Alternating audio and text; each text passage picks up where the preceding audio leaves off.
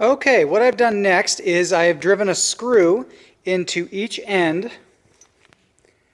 of my boxed-in support and then added a couple of blocks. Each block is the width of the boxed-in portion, and in this case it happens to space up from the bottom 6 inches from the bottom of the leg. That's what I'm going to choose to make the bottom of my flat spot for my stretcher to come in here. I've spaced this across then 3 inches and then added another block. And just to give it some support, because I already have a taper under here, I've added a couple blocks just to give this some support this way. The next thing I've done is to set up my trim router with an albeit very crappy, but flush trim bit or a pattern bit with a top bearing. And so that way when I set this up,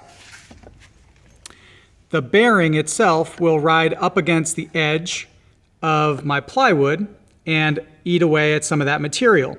Now, this is going to be trial and error, but the goal is we are trying to create a flat spot that is at a minimum the width of the stretcher or the thickness of the stretcher. And in this case, it's going to be about, if we do it out of 5/4, it's going to be 1 1/8 wide. So we'll try it, we'll see how we go, and if we need to go a little bit deeper, we always can.